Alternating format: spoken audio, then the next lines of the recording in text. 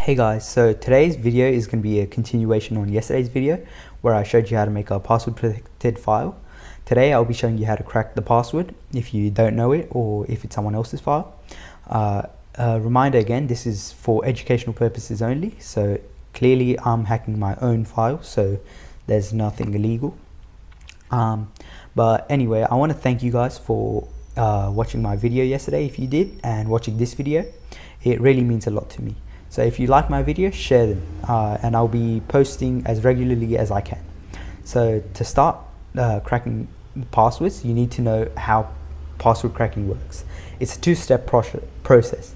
One, where you find the hash of a password. You really don't need to know what a hash is, but you just need to know that you have to find it and then you can crack the hash. So those are the two steps. You find the hash and then you crack the hash, and then you have the password. So I'm using my non-root user today, so it's similar to you guys. I will be making a video on why it's better or worse to use root and why I use it and how to use it. So yeah, that will be later, but for now what you want to do, you want to change your directory to desktop. So you do that by cd desktop, which just means now you have all the files that are located on your desktop. Now what you want to, oh, by the way, as a side note, if you want to get out of a certain directory, you just do cd space dot dot. I'm telling you this because when I first started, if every time I went into a directory and then I wanted to come out, I didn't know how to, so I just closed the terminal, started again. So you know, this should just help you a bit. So, and then I'm just going to clear this for now, and then I'm going to go back into desktop directory because we need. So to start, we need to find the hash. So you do this by going zip to John. So zip because of the file type we have, which is a zip file. You can also do tar to John, and those are the only two files, I'm pretty sure, that you can crack using John the Ripper. So then you need to name the file that's zipped. So test1 for us .zip, so that's over here, and that's the one that has a password on it, so we need to crack it. And then you go test1.zip, and then you just do the greater than sign, and then just a file name. So this is, I've just named it hash because that's what it's going to be, the password hash. And yeah, so as soon as I press enter, there's going to be this saying command not found, and that is because we don't have the privileges to do this. So if I check my hash, it's empty. So what you need to do, because we don't have the privileges, we need to use this thing called sudo. It just gives you privileges. So then you go sudo zip to John test1.zip, and then greater than hash, and then it's going to ask me for my password, which I'm going to type in real quick. You can't actually see what you're typing, which is just another safety feature. And then here it is, and this time there should be a hash, as you can see.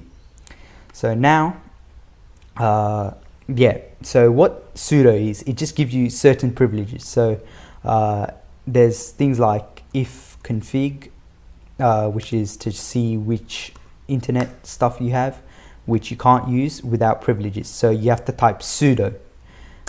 This was actually something that I struggled with a lot when I first started, because I was just typing in commands and none of them were working, and I had no idea why.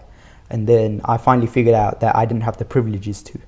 And if you want the privileges, then you either have to be in the root user or you have to write sudo. So if most of the times when it says bash command not found, you can just put sudo in front of that command and then it'll work.